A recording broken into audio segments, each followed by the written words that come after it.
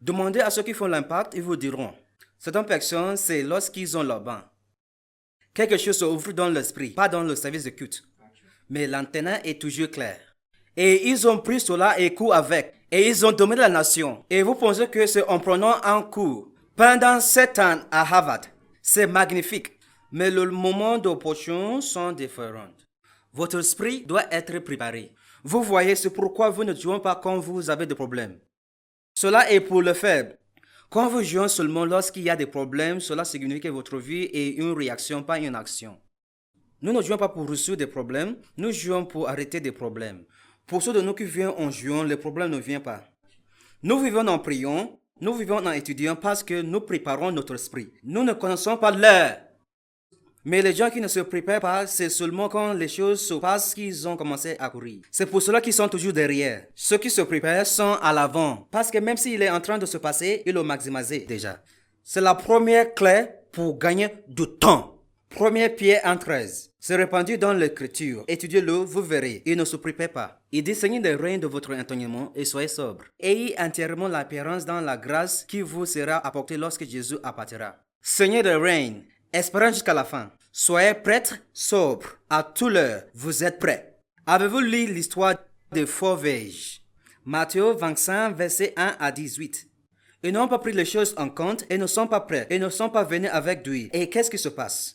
Et le pou n'est pas venu jusqu'à minuit. Quand ils ont découvert qu'il n'y a pas d'huile, quelques minutes à la minuit, et qu'ils pensaient que la préparation est chère, ils sont allés à leur collègue pour donner de l'huile. Ils ont dit non, ils ne donnent pas, ils l'achètent. Il y a des huiles qui ne sont pas données, ils sont achetés. Cet achat, c'est la douleur de la préparation. Vous passerez des heures en prière pour préparer votre esprit. Vous passerez des jours, des semaines, des mois, des journées pour préparer votre esprit. Si vous vous envoyez dans le jour des ennuis, c'est parce que votre force n'est pas grande. Ils ne donnent pas cette huile, ils l'achètent. Et ils ont dit, allez à ceux qui l'ont acheté. Nous ne pouvons pas vous donner. Au moment où ils sont sortis, le chef de fête est arrivé. C'est comme ça le moment il vient. C'est pour cela beaucoup n'attendent pas leur destin.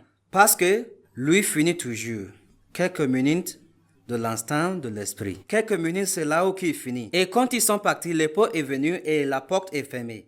Voyez, laissez-moi vous dire, il y a certaines opportunités qui sont conçues pour arriver à vous à une fois. Il y en a certaines qui sont conçues pour arriver 5 fois. D'autres sont conçues pour arriver à vous 10 fois. Vous ne le savez pas parce que vous ne l'avez pas conçu. C'est pourquoi vous ne osez pas de manquer un. Vous ne pouvez pas. Quand ils sont venus, ils ont tapé, ouvre la porte. Ils ont dit non, ils ne peuvent pas ouvrir. Quand c'est fermé, c'est fermé. Qu'est-ce que c'est la douleur? De leur vie. Ils n'ont jamais été préparés. Dieu vous donne des pasteurs, des prophètes, des apôtres, des évangélistes, des enseignants. Continuez à pleurer, préparez-vous, vous le prenez réellement. Le Saint-Esprit lui-même vient tous les jours vous embêter. Et il y a certaines saisons de votre vie à cause de l'argent de la préparation. Vous vous réveillez avec le peur que vous n'êtes pas prêt. Mais certaines personnes tuent et abattent ces avertissements. Et le moment est arrivé et qu'elles le remarquent. Et après un moment, ils ont découvert qu'ils devenaient des esclaves. Parce qu'ils n'avaient pas payé le prix de la préparation. Écoutez, tout ce qui vous empêche de vous préparer pour l'avenir, il vous a déjà emprisonné. Le tombe n'est pas 6 pieds en bas. Le tombe est tout ce qui vous empêche de vous préparer pour l'avenir.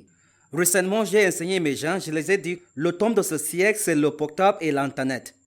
Certaines personnes portent leur tombe dans leurs mains. Depuis le matin jusqu'à la nuit, ils regardent des films, téléchargent des photos. Aimer des photos, en attendant, ce sont des Déborah. Une Déborah télécharge des photos du matin jusqu'à la nuit et regarder, aimer des photos. Elle est sur Instagram, à bavarder et fait du Snapchat. Toutes les choses qui s'en rendent compte. Et ils pensent qu'ils vont se lever comme les Catherine Coma.